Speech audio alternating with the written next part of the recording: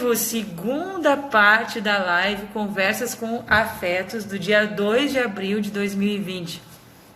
Agora eu vou convidar os nossos amigos aqui para estarem conosco, porque eu tive que encerrar a trajetória dele, que hoje é professor do meu curso, um curso online. Então, o professor Álvaro de Azevedo Gonzaga é livre docente de filosofia do direito pela PUC de São Paulo, tem pós-doutorados, 2 pós-doutorados, que é na Universidade Clássica de Lisboa, Universidade de Coimbra, doutor e mestre graduado em direito pela PUC de São Paulo, graduado em filosofia pela USP, professor concursado da PUC, né, na Faculdade de Direito, onde ele atua na graduação e pós-graduação, lá no mestrado, doutorado, professor do meu curso, já estou fazendo propaganda porque é um curso novo dele, membro do Instituto Euro-Americano de Direito Constitucional, na condição de membro internacional, autor de diversas obras pelo GEM, por quem mais, quais mais as editoras? Pela RT, pela Saraiva e algumas RT, outras. Saraiva, tem algumas coisas, né?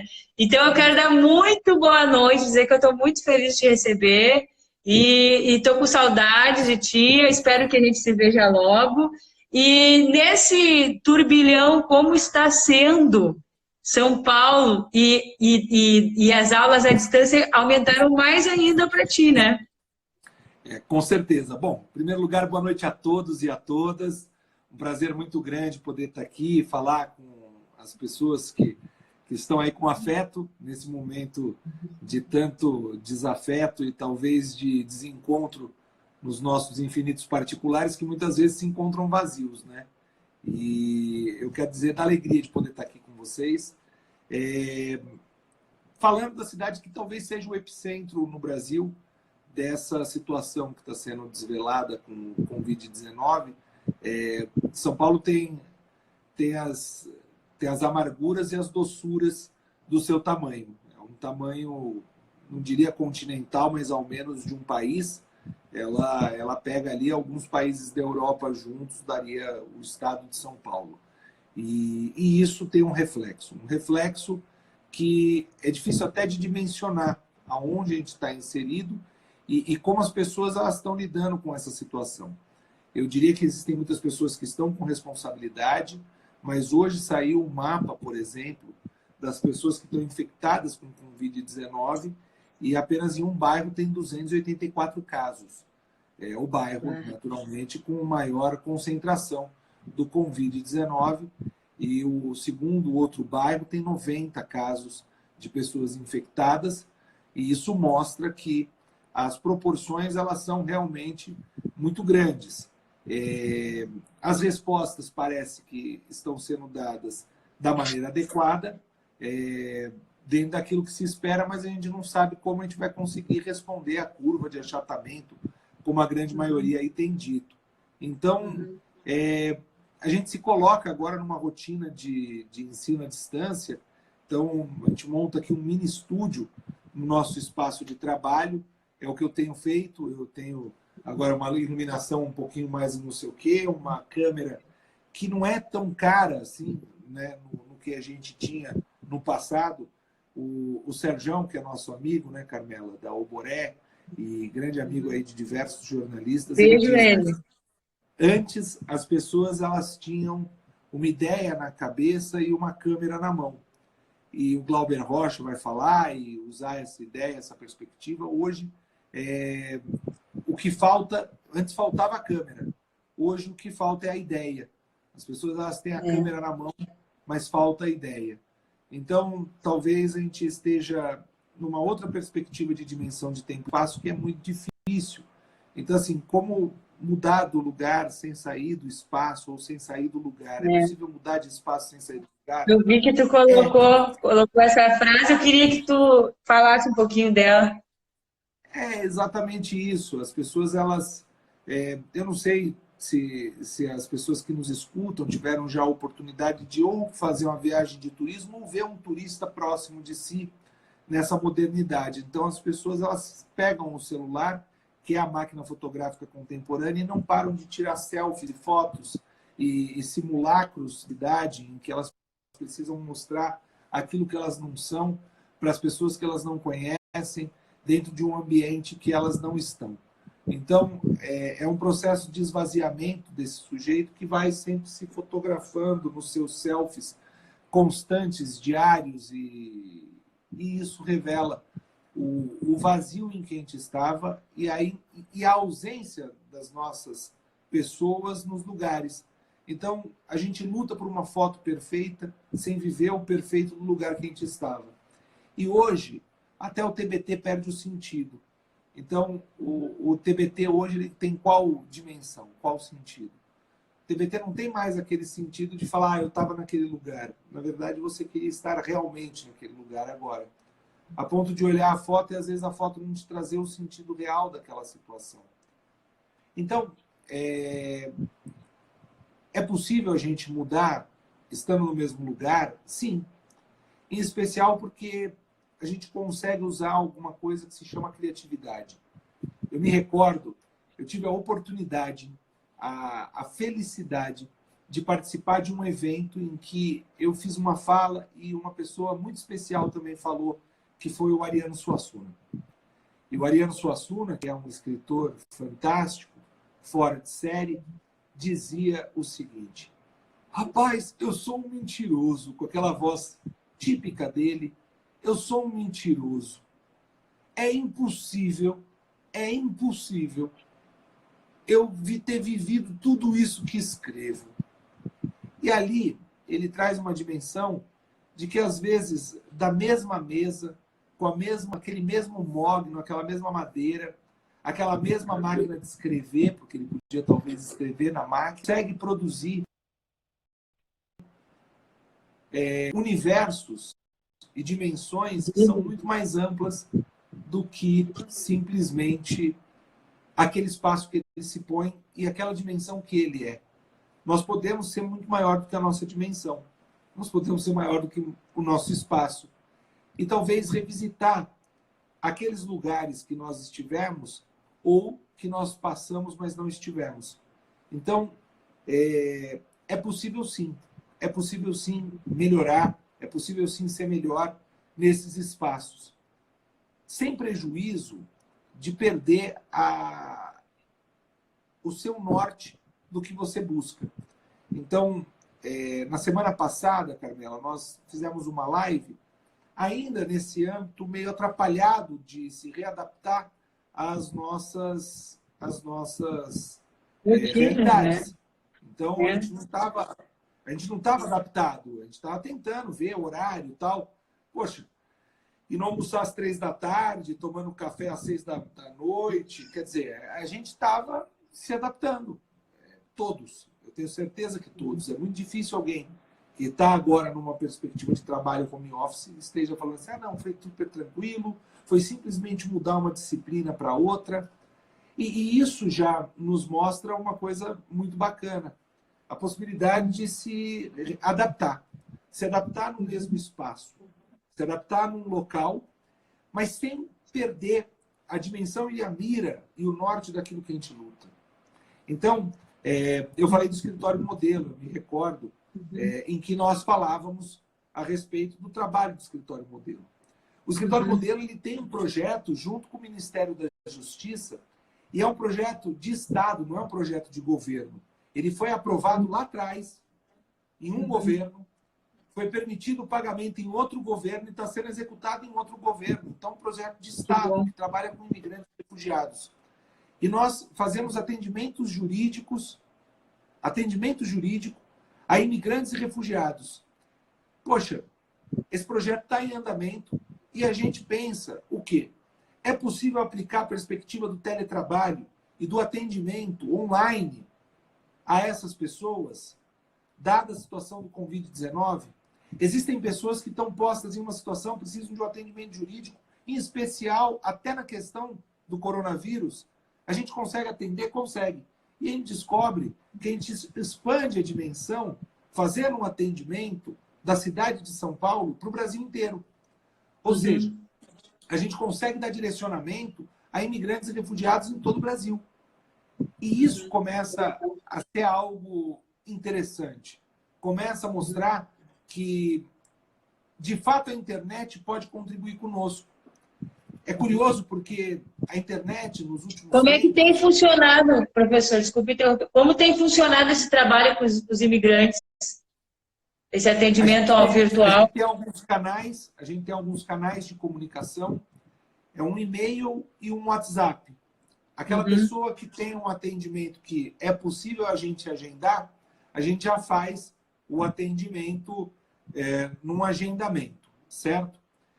Aquela pessoa que tem uma situação, um imigrante ou um refugiado, tem a situação urgente, aí pelo WhatsApp a gente já vai fazer o primeiro atendimento, já entra em vídeo para fazer o encaminhamento. Ó, o Paulo Sumariva entrando aí, eu vi um monte de Obrigada, gente. Paulo. Paulo foi muito bacana, poxa. Foi.